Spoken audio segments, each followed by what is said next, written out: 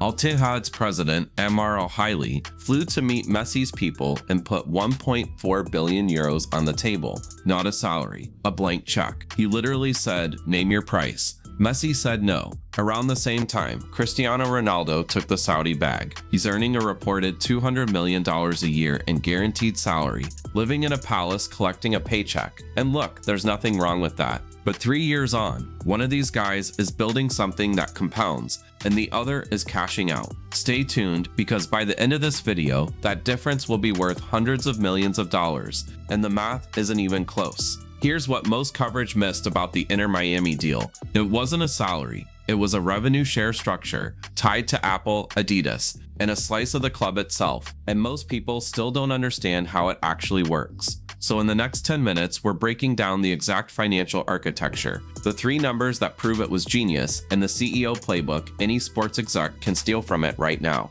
Every major outlet ran the same story in July 2023. Messi chose Miami because of the weather, the family life, the MLS adventure, a chance to wind down gracefully. All of that is probably true. None of it explains the contract. The base salary is roughly $20 million a year, which makes him the highest paid player in MLS by a wide margin. But co-owner Jorge Mas publicly confirmed the real number is nowhere near $20 million.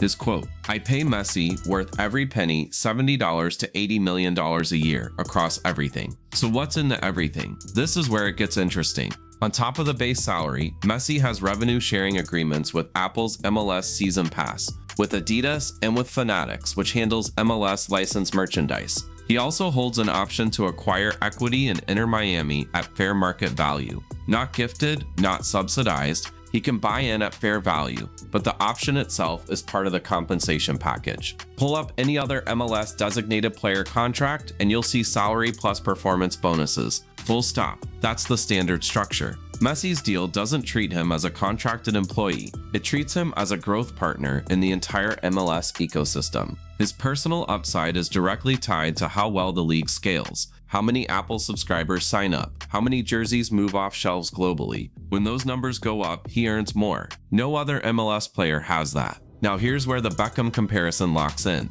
Back in 2007, David Beckham negotiated a heavily discounted expansion franchise option worth $25 million as part of his MLS deal. At the time, people thought it was a quirky perk. That option eventually became Inter Miami, and his ownership stake in a club now valued at $1.35 billion is worth hundreds of millions of dollars. Beckham didn't just play in MLS. He bought into it at the bottom and rode the appreciation up. Messi looked at that playbook and ran the same one, except this time the lever is much bigger, because the league is bigger. Apple is in the picture, and Messi's individual commercial gravity is arguably the largest any soccer player has ever had. Before we get to why that gravity matters so much, let's look at what the numbers actually say. Inter Miami was valued at $585 million in early 2023 before Messi signed. Forbes and Sportico now put the club between $1.35 and $1.45 billion, roughly 2.5 times higher in about 3 years, with Messi's arrival as the clear inflection point on every valuation chart.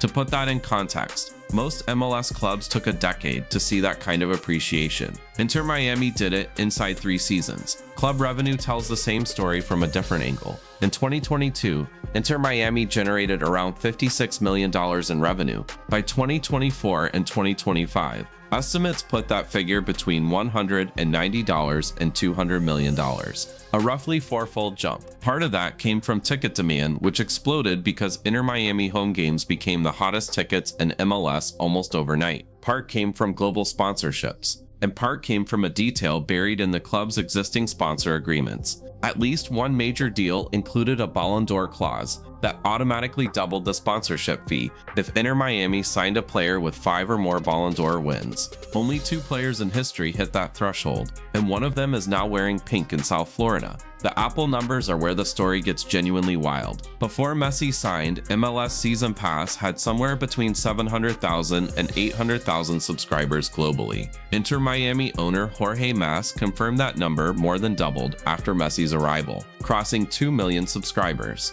The pace of that growth is the part that should make your jaw drop. On the day before Messi's debut, MLS Season Pass picked up roughly 6,000 new signups in the US. On debut day itself, that number jumped to 110,000 new subscribers in a single day, a 1,690% spike according to data from Antenna, reported by the Wall Street Journal and Bloomberg. His second game generated another 65,000 plus signups. Nearly half of every MLS Season Pass subscription sold in all of 2023 was sold in July, the month Messi arrived. Apple CEO Tim Cook publicly credited Messi with helping Apple beat its internal subscriber expectations for the service. The cross-sell data matters too. Around 15% of new Season Pass buyers during that stretch were brand new Apple TV Plus customers who signed up for both products at the same time. Messi wasn't just selling soccer subscriptions, he was pulling people into Apple's broader ecosystem. Layer in the Adidas data and the picture gets even cleaner. The Inter Miami jersey became a top 5 global seller in 2025, with approximately 2.1 million units sold, making it the best-selling Adidas jersey in North America.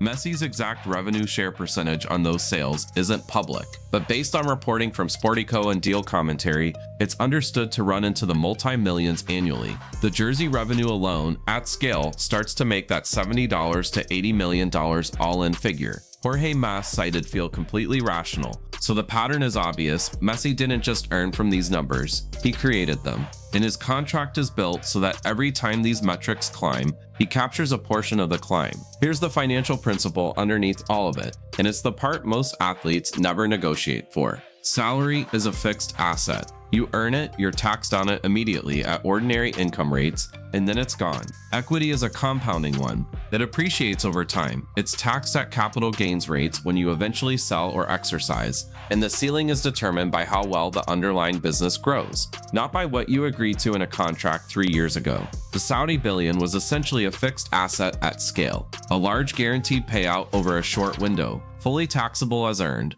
with no participation in whatever the club builds afterward. Messi's Inter Miami structure does the opposite. His revenue shares grow as Apple adds subscribers and MLS expands its global footprint. His equity option gains value as the club climbs toward what some analysts now see as a potential $2 billion valuation. The NPV on a compounding multi-channel structure over a decade can easily outrun a headline cash number that sounds bigger but stops earning the moment it's paid. The tax angle alone is worth understanding. Ordinary income at the top US federal rate gets hit immediately. Capital gains on an equity stake deferred until exercise or sale can be structured to minimize that drag significantly. This is exactly how generational wealth gets built, not by earning the largest single check, but by converting income into appreciating assets and deferring the tax event as long as possible. Every estate attorney and financial advisor tells high net worth clients the same thing. Messi's contract just did it at a league ecosystem level. Now, the honest caveat, this structure works because Messi's commercial gravity is large enough to actually move the metrics it's tied to. He can personally shift Apple subscriber counts, jersey sell-through, and franchise valuations in ways that almost no other athlete on the planet can replicate right now. The blueprint is clear, but it only scales to athletes whose presence materially changes platform economics. If you're an agent structuring a deal for someone with 20% of Messi's global reach, the revenue share math looks very different. But for sports executives and agents in the room, the lesson transfers regardless. The next generation of elite deals won't be won by negotiating a bigger base number. They'll be won by identifying where the platform growth is coming from and structuring the athlete as a participant in that growth, not just a line item on the payroll. That's the shift Messi's deal made real. Messi restructured what a superstar contract can actually be, from a paycheck into a stake in the ecosystem he built. Next time you're analyzing an athlete deal, look past the headline salary. Find the revenue share clauses, the equity options, the sponsor triggers. That's where the real money lives. If you want to see how David Beckham laid the foundation for this entire model, that breakdown is the next video. Watch it now.